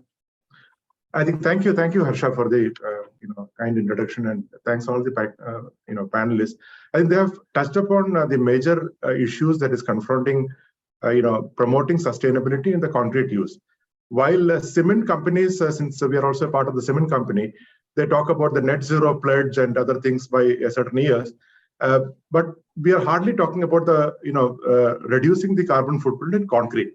I think the previous speakers have touched upon the issue of water. How do we conserve fresh water consumption in concrete, and recyclable water can be used in concrete. Similarly, aggregates, I think this was not touched upon. Aggregates, when you mine, most of the mining of aggregates in India is happening in the unorganized sector, and it's happening in economically fragile environments where actually you are destroying the environment by mining more and more aggregates. So if you can use more and more construction and demolition waste, for example, And if the codal provisions can actually help, or force the industry to use, or the construction industry to use more of construction demolition waste, that will be definitely beneficial, for the industry. Another point which was actually not touched upon when I talked, since I'm from this industry, we consume a lot of OPC, ordinary Portland cement, in the concrete consumption. Now, this is another area of concern for us. While we are working as a socially responsible company, we are trying to reduce the usage of OPC in concrete consumption. But many of the codal provisions uses or stipulates that OPC should be used in concrete. So I think this is something the academia, the industry, organization like CCR should actually, urge upon the governmental agencies to help use more of blended cements, for example, PPC or PSC or composite cement, which will, in a way, reduce the usage of OPC. We heard from Professor Simon that 10% usage of cement contributes 95% of the CO2 footprint in concrete. So every gram of cement, if you can reduce in the usage of concrete, that will definitely be useful. Another point I want to touch upon is on the green building thing, and I think this is also at a nascent stages in India. How can the government and the people like us, how can we encourage people to build more green buildings? And maybe, for example, the infrastructural segment, which is the highest growing segment in India, can we have some codal provisions wherein this segment has to use more of green cement? For example, ACC, RMX, and now Adani Group, we have a product. We are about 55%, 60% of our total concrete production is green concrete. We use out of the total concrete production. We have a product called EcoPact. This is from the Holcim. It's a group product. EcoPact is again can reduce the CO2 emissions up to 90%. There are various varieties of EcoPact concrete. So these are some of the tools which we are using to reduce the carbon footprint. Or for example, Permicrete, which actually helps improves the permeability of the concrete. More and more water can go into the groundwater, and the groundwater table can be maintained. And another product which I have brought in, like for example, called Arium, it's a lightweight concrete. This again, if you can use it as a screed or even for the walls, it can reduce the temperature. We know that in tall buildings, the top floor doesn't go for a premium because of the heat content there. But if you can use this product, actually you can reduce the air conditioned usage and the energy consumption there. So there are many things which the industry is doing. I think what we have to do is that it should be a wake-up call for the regulatory authorities as well as for the consumers to use more of green concrete, and codal provision should allow them to use that, or maybe force them to use it, if I may say that. That will improve, I think, the usage of more and more green concrete, thereby protecting the mankind and the environment. Right. Manu, just coming back to you, just about green concrete, this idea of green concrete, what all does it entail? Does concrete, for example, absorb carbon dioxide from the air and store it with it? Does it sequester? Can we create concretes which sequester CO2 from the free air? Are there products like when we say green concrete, I mean, what is actually green? And the other issue was talked about LEED certification. The PCA, the Cement Manufacturers Association of America, have a number of guideline documents which deal with LEED certification and how to address that, and the do's and don'ts. And they have a very, very nice set of documents, actually, the PCA, after the 2012 amendments that they did to address sustainability and in concrete. Putting it in perspective, Manu, what would be the green concrete? How can we, what are those various, like, for example, Mr. Kurian spoke about some specific concretes they make. So it has some specific use. What other kinds of green concretes may they be? And how do they become green? I mean, what certifies them as being green? So, like green concrete can have three meanings. One is, of course, green colored concrete. The second is concrete that does not set. Oftentimes in concreting terminology, concrete that does not set is also called green concrete. But a lot of emphasis on green concrete goes from the fact that we want to make it more sustainable. Now, sustainable concrete, to be called really as a green concrete, I think we need to have the right parameters to measure that sustainability. very often, at least in the past, when things were not very clear as to how to measure this embodied energy or embodied CO2, people were just saying, okay, replace cement with a little bit of fly ash and your concrete becomes green. And that's not correct. That's not really the truth, because unless you do a proper calculation of the CO2 impact using an appropriate sustainability framework, right? I mean, there are ways to actually do this calculation. There are, of course, software packages from the West which can be used, but then those don't really have meaning for the kind of data that we have. The real challenge is actually how do we create this database to really assess the sustainability impact. And there are well-developed frameworks, thanks to this project on limestone calcined clay cement.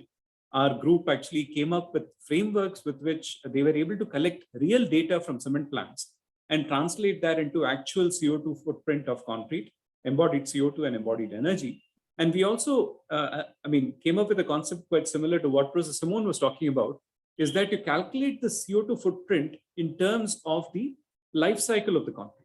So for instance, a CO2 footprint which is very low, if the concrete is only good enough for 10 years, versus CO2 footprint being slightly higher, but the concrete is serviceable for 50 years, it makes quite a bit of difference. So you need to look at CO2 impact over the life cycle. So a green concrete, in my opinion, is one where we can actually establish by actual framework-based calculations what would be the CO2 and energy impact over the life cycle of the concrete.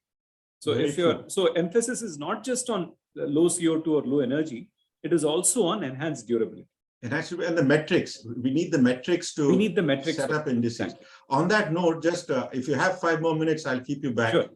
It's a question of the EPDs, environmental product declarations, and them being almost non-existent. I don't know how far they are ahead. For example, certain creeds Mr. Kurian spoke about. I mean, would they be under EPD frameworks or would they not be under? Do we have an EPD framework system in place in India? We don't have an EPD framework, but as far as cement was concerned, there used to be an organization called CSI, Cement Sustainability Initiative, that had generated a significant amount of data about cement. The only difficulty was that they were not looking specifically at individual plants and their capacity to actually have a better process in place to reduce the carbon impact. In fact, what we have seen is the Indian cement plants are in fact much better than what we find in other parts of the world with respect to the CO2 emissions per kilogram of clinker produced, because of our processes being a lot more modern, and our plants are more modern plants. So definitely our processes are more modern and we produce cement with lesser CO2 impact. But yes, you're right, something like an EPD, if we can actually have that kind of a tag with a concrete or a cement, we can definitely make more sense of these numbers. I think so. You hit the nail on the head. The EPDs is the way the manufacturers would have to go. And the metrics and the framework, I mean, we need to look at the large databases. We need to come to the carbon equivalents. We have to get them individual plant-based or product-based rather than a group metric. Like many of the databases in the world use a group metric. They would combine all the cement producers in India, for example. So that's not where we need to head. We need to go at individual levels. Exactly. And get that a metric to be done. And the framework, and of course, it has to be across the whole life.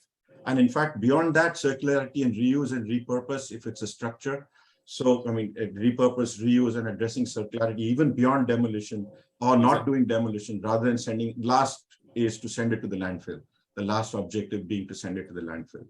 So with that, I would like to ask Mr. Kurian if he has anything more to add. I can take some questions. Mr. Muralidharan wants to say something. No, I think, yeah, we are marching towards what we need for building nation, definitely. And yes, every aspects of improvement, both industry and institutions are collaborating continuously in terms of material, technology, and machineries. Yeah, for sure. Right. Let's, Banu, are you going to be with us or you have to leave? What's your... Yeah, I have another meeting at 6, but yeah, a couple of questions. Okay. Can you just choose some form? You can have a look. I'm also having a look. Just choose which. Yeah, I'm just going from the. Mr. Kantara asked, do we need to check the quality of ice? The source of water for making ice is not known. It may have been contaminated. I guess that's more for Muralidharan. Yeah.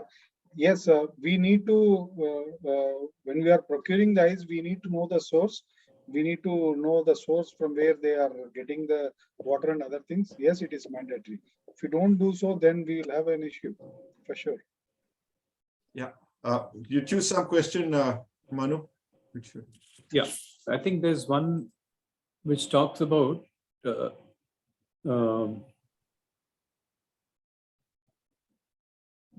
were mostly comments. Yeah, commercially available PPC, which is phenomenal results in terms of strength, permeability, concrete. At the same time, steel and PPC-based concrete is more susceptible to corrosion and carbonation, or in combined chloride and carbonation exposure. As we can see, changes in environment with time, concentration of CO2 increasing, and along with chloride. Okay, so the question raised is blended cement concrete. Will it have a problem with respect to carbonation exposure? Again, please remember that when we replace cement with any blending material, fly ash, slag, calcine clay, whatever it may be, we are reducing the alkaline buffer, that is calcium hydroxide, available in the system. And when we do that, what happens is the carbonation does not happen by reacting with CaOH twice, because that's not available in large quantities. So carbonation of the CSH also occurs, and increased porosity may happen in the cover zone. But all we need to do here is design concrete with an appropriate cover so that we don't have the carbonation front moving to the steel surface. Now, all these are understood very well through well-known models. Dr. Harsha is also working with the FIB model code, has a very clear-cut system which can be utilized to actually design your concrete. So the issue here is, can we think about not using blended cements just because carbonation is more? I don't think that's the right approach. The approach should be that whatever the case may be, I want to use only a blended cement, and let me design. I have the models, I have the science with me to explain what happens, and let me design with respect to that. Now, as far as chloride environment is concerned, I don't even have to worry, because chloride environment, all blended cements will give you excellent performance as compared to OPC. Carbonation is often the bugbear of people trying to talk about blended cements, but in my opinion, we can design against it. We can ensure that concrete will be sustainable or durable, even in a carbonation environment. All you need to do is design your cover and water cement ratio appropriately. That's it. Thank you. Thank you, Man. There's one more for you by Spandan. What about rice husk and sugar bagasse that can be used in concrete? What is the percentage of replacement of cement by these? Of course, and its availability in India? Yeah, absolutely. Agro ashes are available as a more local solution wherever these are available. These cannot be obviously used very far from the locality where it's available, because transportation costs then start dictating this issue. One issue, of course, with these ashes is the carbon content may be high in the as collected material. So you may need to actually have some strategies by which you can remove the extra carbon. Otherwise, it's going to create some problems with respect to setting, strength gain, and color, and so on. So you need to ensure that you take care of that, but it's quite easy to do it. It's not that difficult. Now, of course, you have to ensure that these are being burnt in a controlled fashion. Uncontrolled burning can sometimes not get you the amorphous nature that you want in these ashes to make them reactive. So again, there is a lot of science already published about these. Definitely, these are possible to be used. And where fly ash is not available easily, definitely bagasse ash or even rice husk ash could be. Rice husk ash is a little bit more sophisticated product, so you need to be more careful using it. Bagasse ash, wherever fly ash can be used, bagasse ash can also be used as long as you're taking care of the extra carbon that comes with it. Also, agricultural ashes may have higher alkali content, so you need to be a little bit careful. Although this alkali is not going to create problems in concrete, but you need to still be careful about using these materials. Right. Francis Yakub says, still most of the government tenders are demanding OPC 43 in India, triple exclamation mark. Now, comments, please. Yeah, I think this is a big challenge. Unless the specification is getting modified, and I know some of the cement companies are forced to supply the OPC cement because governments are controlling the cement operation itself. And they say, whenever we ask for a cement, you need to supply those cement. So definitely, private companies, structural consultants have done enough enough work, enough mixed design has been done with blended concrete in terms of sustainability. And yes, the team has to switch over to the blended concrete for sure. Just to put in the correct perspective, OPC, as I was telling, is the most carbon intensive, CO2 intensive product. 95% of OPC is basically constitute clinker. Now, since we are selling a lot of concrete, I can tell that about 70% of our total concrete usage in India is actually M30 and below. And up to M30 grade, correct me if I'm wrong, Dr. Manu Shantanam, you can actually use fly ash based or slag based cement for making concrete up to M30 grade. Easily we can do that. We'll get the desired strength also. But unfortunately, because of these codal provisions and OPC, forced usage, the companies are, kind of forced to use OPC based, which is actually detrimental to the interest of the country. I'm sure the people, all of us, will try to kind of change that through the government interventions. But I think this is the need of the hour, according to me. Yeah, actually, I'd like to add to that. It's not just M30. We can design M60, M70 also easily with fly ash and slag. There's no problem. The issue is again that people are comfortable with OPC. There's a lack of willingness to change. Cement companies want to change. They want to sell more blended cement, but it's just that we have this mindset that only OPC works. And the other aspect, it was again touched upon, which not many people talk about, is the fact that bulk of the cement usage is in products which are not reinforced. So reinforcement corrosion is not even something that we need to bother in those instances. Yeah, like blocks and things like that. Blocks, there is no reason why we can't go for extremely high volume replacement of materials. We use 50% fly ash, 70% slag, easily we can do it. There is nothing stopping us from doing that. Paving concrete, so kilometers after kilometers of paving concrete. We can make it to the desired strength. All you need to do is give it that time. I mean, if it's high volume fly ash, you need to give it a little bit of more time to develop the strength. Absolutely. So you can't insist on 28 days all the time. One last point I'd like to make is the code is only there to help people who don't know. The engineer is there to really drive the project.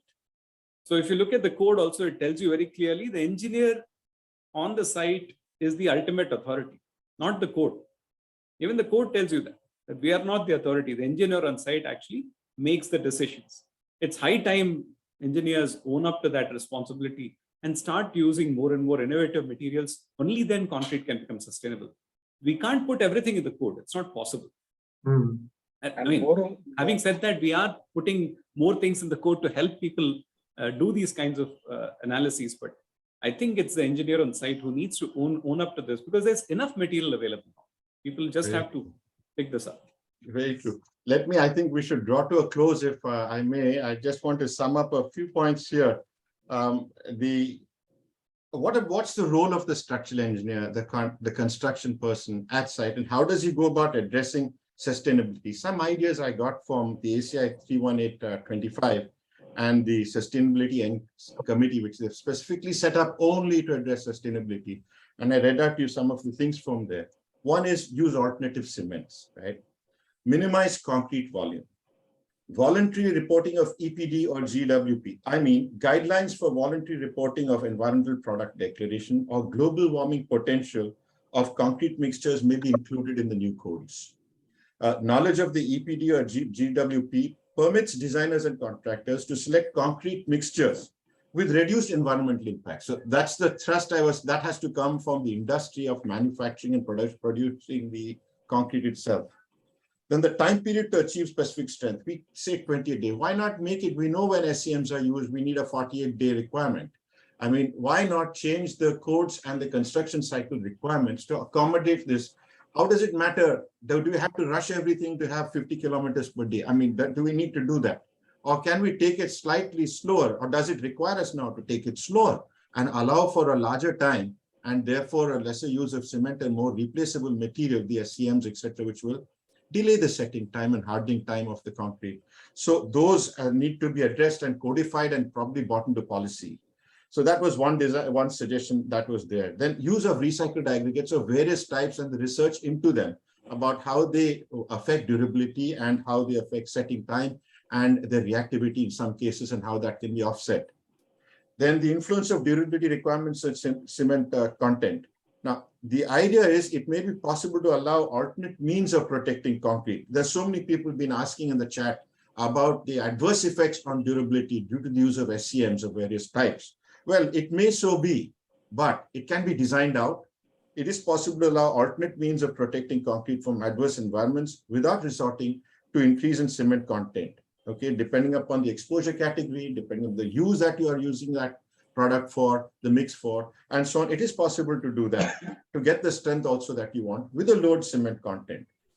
So these are some of the broad ideas that have come about in the change in specifications that are being addressed for the 2025 ACI 318, which will have a huge thrust on sustainability. So if across the world there is knowledge on that and effect on that. Now I want to read to you something from Commission 7 on Sustainability of FIB.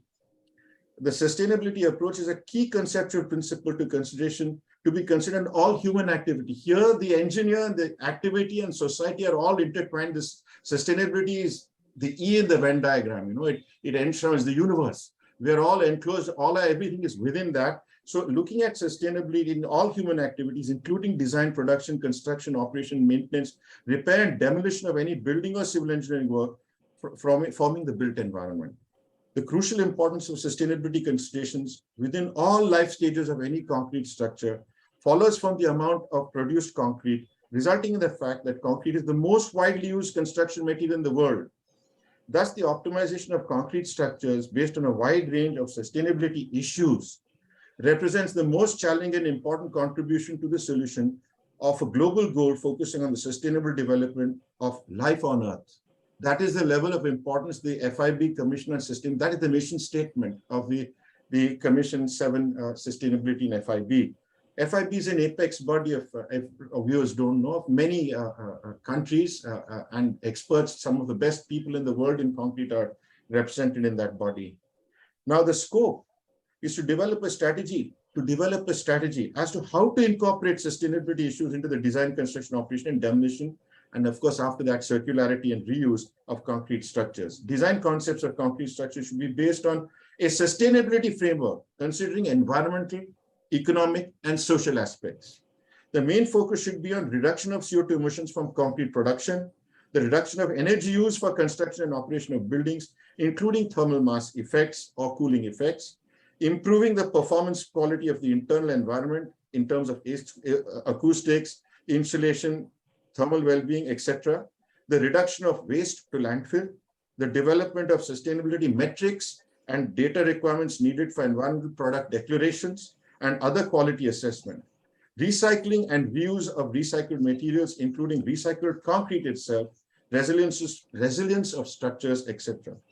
The goal is to prepare a framework and data for the suitable design of concrete structures to be implemented in the new Model Code FIB 2020, which is maybe out somewhere in the end of next year. So this is the goal that is being set by a hugely international forum of some of the best domain experts in the world. So it is something important at times. Concrete has a huge role to play in it. We as engineers and designers have a huge role to play in addressing sustainability. Notwithstanding, there is no strong policy empowering us or pushing us or allowing us or enabling us. Look at it in whichever way, policy is still not catching up to the level we need or enabling us. And it still behoves us via very actions as human beings in our work's effort, since we deal with our profession in everything that has to do with basic needs, food, water, shelter, structures which maintain food, whether they be silos, energy producing structures, every type, roads. You look around you and the built environment is the civil engineer. You know, the first is the civil engineer and his work. So at that point itself, concrete being so dominant in creating carbon CO2 emissions to the atmosphere and greenhouse gas emissions to the atmosphere, we need to really address this right now. We can't wait. And it is you, me, and us and we that need to really get our act together. There is no government that we need to wait for. There's no policy that we need to wait for, to act from now, to act from today and right now from now. Let us try and do it in our own small way, whichever it may be. It may be that I will use less. I will try and do that design. I would try and get that strength. I would try and do something, but I will try. Because that is the only thing I can contribute as a civil or a structural engineer, a designer or a researcher or an academician or a producer of concrete or a contractor or an architect or, whoever we are, all of us, it behoves us, all of us, to try and achieve that important goal to make the 2070 Sustainable Development Goals and a net zero carbon situation to happen in India. Let's work towards that. With that, I actually close what I want to say, and I leave it open to the expert panelists to speak. And otherwise, the closing can be done by the organizers. Anything anybody wants to add from the expert panel? Go ahead. Very nicely, Harsha. Thanks. You have summarized it very nicely. Thank you, Dr. Thank you, Harsha. sir. And ma'am, over to you. Sir, Dr. Rajamani is raising his hand. There might be some question. Please go ahead. Sir, can I get going? Okay, right, Manu. Thank you. Manu. Thank you so much for being with us. Thank you. Thank you, Manu. sir, Thank you. for being with us. I'll be in touch with you, Dr. Manu. Sure. Thank you. Okay, sir, then we Go can ahead, conclude. Mr. Manu. Rajamani wants to ask a question. Go ahead, sir. If he raises his hand, he can be allowed to ask his question. Yes, sir. I'm waiting for his question only. In the meanwhile, Mr. Kantarao has also stated that international literature and past 2080 document indicates the contribution of user of infrastructure is much higher than coming from construction process and maintenance. So the users are actually, the CO2 from use is far more than from the construction process and maintenance. Yes, Mr. Rajamani, go ahead. Am I audible? Very much, sir. Go ahead, sir. Okay. Actually, speakers are very good. I want to add some few technical points here. Of course. Okay. We should not talk about grades of concrete. First, we should talk about only grades of cement also. We should not talk. We should talk about the strength of the cement obtained by the test. That is first point. That only we design the mix. Okay, first point. Second point, grades of concrete doesn't have much meaning because already somebody mentioned M25, M30 only used in India. That can be made with very high water cement ratio. There is not sustainable at all. Therefore, we should always talk about water cement ratio as the parameter for durability. This is missing all the time. On the third point, carbonation of the blended concrete is talked so much. You show me one experiment where it is showing the more. And we can prove that their experimental error itself is their experimental program itself is wrong. You please read A.M. Neville's book on properties of concrete. He has written very clearly that carbonation of a blended cement concrete is more in the test data because of the testing problem itself. So we have done a DST project on actually fly ash concrete for more than 2 years. We kept actually in an environment of 1% carbon dioxide and 60% humidity in a room created specifically in SCRC. We got very, very low carbonation. So people talking about carbonation that don't know anything about actually what is the meaning of carbonation. Or carbonation, they talk about what is happening in PPC, old PPC. And there you can always prove that the carbonation is not due to the cement, it is due to the cracks and other things. So carbonation is not a parameter at all. It is a question of, as Manu said, durability of the carbon related to carbonation due to the cover depth and proper cover. That's all. And the next point I want to tell is higher grade of concrete is naturally durable. Higher. So M20, M30 should be taken out of the talk. It should be minimum M40 because our cement can produce 2000 MPa. Potent cement can produce 2000 MPa without any doubt. 800 MPa has been produced in a laboratory, and 350. All of you know there is a building, there is a bridge itself available in Canada, bridge itself, and now people are readily producing M200 in Mumbai. M100 is regularly available. So talking about M30 is a wrong use of potent cement. And make it M40, then the mix design will become automatically proper and durable construction will come. Don't talk about structural designs. Requirement. Structural design requirement is nothing. Your requirement is durability. That's what I want to prove to the point here. Thank you, Rajamani ji, sir. That is Mr. Rajamani is with CSIR, SCRC in Chennai, and has been with leading scientist and expert in the area of concrete and structures at CSIR. And we thank you, sir, for your comments and for joining us today. No, I'm not only in SCRC. I was in SRM University. We interacted And with SRM. many laboratories. Yes, Chemical engineering, aeronautical, actually interacted. That's why I'm speaking from the material science side point of view, not from engineers alone. Right. Thank you, sir. Thank you so much for, I lost touch over some time, but thank you for your comments and reminding us that durability can easily be addressed, whether you use a blended cement or otherwise, and that the lowest grade, we should at least adopt an M40. And why not? Why are we hesitant to adopt higher strength concretes, which will lead to lesser cement use? And because of the structural design.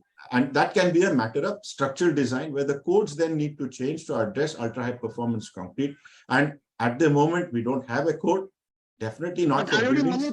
Don't worry about the code.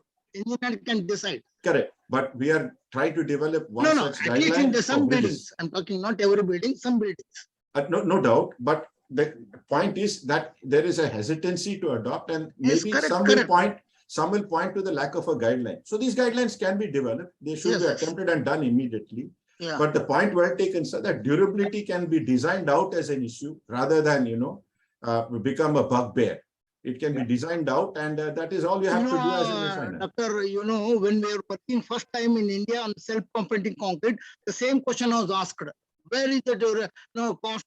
How it can be sustainable? Now, self-competing concrete is become most common. Yes, it's very common these days. Yes. That's what. See, utility becomes always, it takes care of the cost automatically. That's why I'm telling you, this M40 grade, if it is made as a durability, a parameter, and what I mean is water cement ratio as the parameter. Correct. And how many people talk about water cement ratio in India on the site? Mr. Muralidharan can tell about it. Yeah, see. RMC people themselves put high water cement ratio because they have to supply only M1025. Because if they make it water cement ratio the highest code, if you put M40 and 50, they will say, why you are supplying me a high cost? In fact, we have switched over from M20 to M25 over a period of time, and across country right now the bestseller is M25, whereas the cities like Mumbai has moved toward the bestseller is M30, even M35. So industry is changing for sure, and it is. I'm talking about good leading people can take, not the ordinary people. Leading people can adopt this. Yes. So that when leading people adopt, automatically it will come to the common people also. Let us not copy always common people in the mind. They will be very slow because, as Manu Santanam said, actually we are worried about the safety. One leading failure create problem for all the civil engineers. That's why let them be ordinary people, let them use ideas, but known people, good people, and who are having knowledge and capability, they can go for, as Manu Santanam said, create some demo buildings and show that it is possible. This is what big industry should come forward. I am working on geopolymer concrete for so many years. That is not coming up because of this only. And we are demonstrated in a building, in a road making, everything we have done. I'm not talking about geopolymer concrete here. I'm talking a good concrete is always possible. Of high grade, automatically it becomes better. That's why I mentioned the question asked M200 because Satish Jain was asking, when you make a M200 concrete, automatically your structure becomes less materials used. That itself, Professor first speaker talked, use less material in the construction. That is another way of making the green construction. Oh, sorry, I made my points because of the my intense research and activities. Thank you. Sorry for thank you very much, sir. Thank you very much for those. Because I am fond of T.N. Subbarao was my close, always he is my guru, and I mean he was in SCRC, so whenever he used to come to SCRC, we used to feel so nice, especially I was young at that time. Very so good, anyhow, we have been. I think at least father should feel proud that his son is trying to do something for the industry. You're doing very well. You're doing very well. Your speech is almost. He was a true inspiration. He was a true inspiration. Thank you, Mr. Rajamani. Thank you so much, sir. I'm deeply touched. Now, on that note, we've had two excellent speakers today, phenomenal panel discussions. excellent floor interventions. You can see by the questions that are being asked that people are enthused, they're seized with the issue, and concrete sustainability, dealing with sustainability as at large, not only concrete at large, dealing with sustainability at large is such a critical issue today.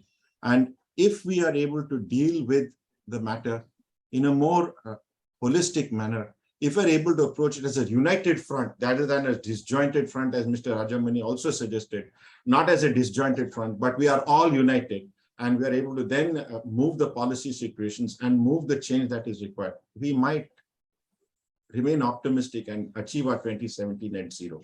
And the role we have to play through cementing that achievement, we will try and do it. We'll try and do it. Let us resolve that. And on that note, I would like to wish you all a wonderful evening and have a pleasant weekend. It has been wonderful being with you all today. Thank you so much for this opportunity. Ma'am, over to you if you want to close. Yes, sir. Thank you. Thank you very much. As we come to the closure of this webinar on the topic, is concrete sustainable? We would like to thank our esteemed speakers, panelists, and moderator for coming together and making it a learning success. We also thank our audience for their huge participation. Stay tuned for our upcoming webinar on 18th of November 22. Thank you once again. Thank you. Thank you so much, Dr. Harsha. Thank you, Mr. Murali. Bye now. Thank Bye you. now. Thank you. Thank you, Mr. Rajamani, too. Thank Thank you. you. Thank you, Muralidharan, and thank you, Kurian. Thank you, sir. Thank you Thanks all. all the thanks all And the to our two participants. wonderful speakers and Manu, who's not here now, but thanks to And all- him. And all the participants. Wonderful. And the participants, such wonderful participants. Thank you there. Bye now. Thank you very much. Bye. Thank you. Bye-bye. Bye. Bye.